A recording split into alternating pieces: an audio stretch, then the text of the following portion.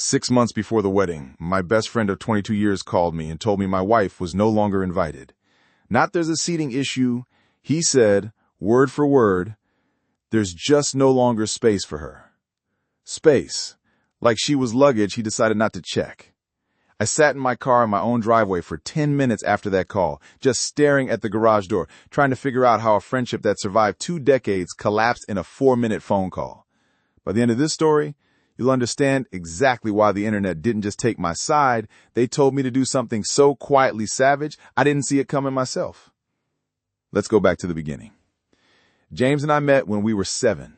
Same street, same school, same everything. We grew up together through braces, breakups, my parents' divorce, his dad's heart attack, my wedding, the kind of friendship that only happens once in a lifetime. When I met my wife 8 years ago, James was the first person I introduced her to. Not my parents, him. She liked him, even when he could be a lot. Loud, little self-centered, always the main character in his own story. That was just James, and we accepted him. So when he announced a destination wedding, somewhere tropical, somewhere expensive, we didn't blink.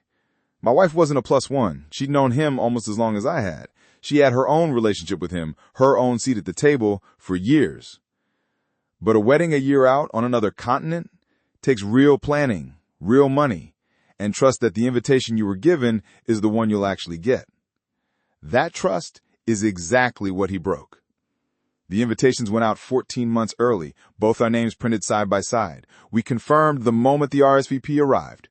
We confirmed again when he asked the group chat to lock in numbers for the venue. We confirmed a third time when his fiancée messaged specifically to verify names for the seating chart. 3 separate confirmations. We didn't just say yes and forget it. We built our year around this wedding. We requested time off work almost a year out, since both our jobs need PTO locked in early for anything longer than a weekend. Both managers approved it. We arranged for family to cover our dog. We bought plane tickets, the non-refundable kind, because that's what fit our budget for an international wedding. We bought outfits. My wife found a dress she loved, the kind you keep for years because of how it made you feel. I had a suit tailored, lighter fabric, for the heat. We spent real money. We rearranged our actual lives, not out of obligation, but because we wanted to be there when it mattered most to him. Which is exactly why the call 6 weeks out didn't just confuse me, it gutted me.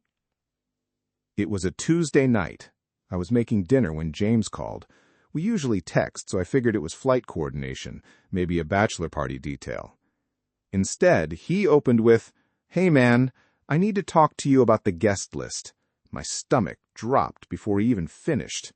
He told me the venue had recalculated capacity, and they were having to make cuts. Fine, I thought. Weddings get tight. Then, "There's just no longer space for your wife, but you're still good to come." I laughed, thinking it was a joke. It wasn't. I asked him to repeat it, and he did, almost rehearsed. I asked how you cut one specific named person, not a couple, one person he'd known for 8 years, 6 weeks out, after 3 confirmations. He didn't have an answer. What he had was deflection. He said other guests were overreacting about capacity, that people were being dramatic, and that I was the only one making a big deal out of this. As if I was the unreasonable one, as if he hadn't just erased my wife from his wedding with 0 explanation. I asked if it was about cost-cutting per plate. Silence. I asked if his fiancée had requested this. A mumbled, "It's complicated." Every question got a vaguer answer than the last. He never said sorry. He never offered to fix it. He just wanted me to accept it and still show up. That's when I said the only sentence in that whole call I meant with total certainty. If she's not welcome, then neither am I. He went quiet, then angry, not apologetic, frustrated, like I was punishing him for something out of his control. I pointed out that a guest list is about as within your control as anything gets. You made the list. You can unmake a decision on it. He didn't like that. We hung up without resolving anything. I told my wife everything, word for word, and watched her go from confused to hurt to eerily calm. The calm right before someone fully stops caring what a person thinks of them. The next day, I posted the whole thing on Reddit, mostly to check I wasn't overreacting like James claimed. Thousands of comments came back, nearly unanimous, calling it one of the clearest cases of disrespect they'd read in months. The verdict wasn't close.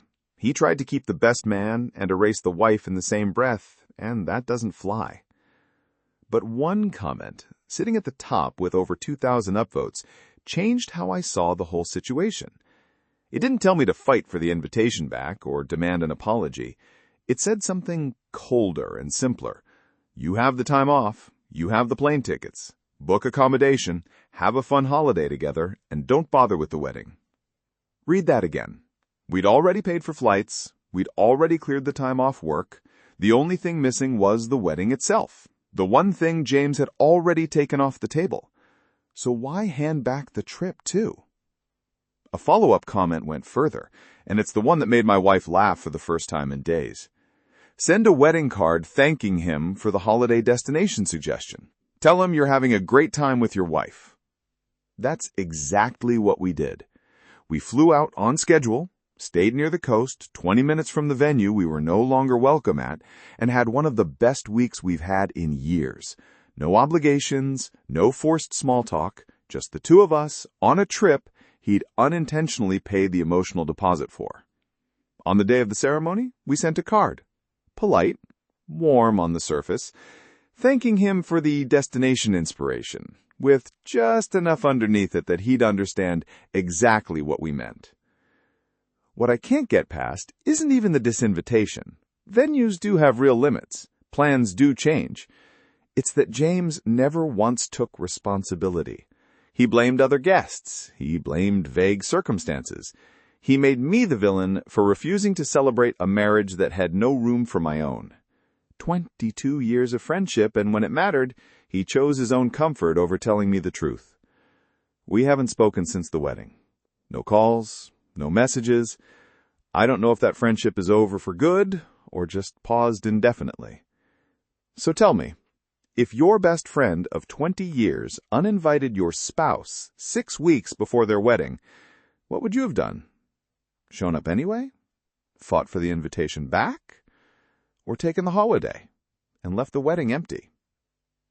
Let me know in the comments. And if you want more stories like this, real betrayals, real revenge, real Reddit verdicts, subscribe to Blindsided. This is far from the last story that's going to make you say, I would never speak to that person again. We'll see you in the next one.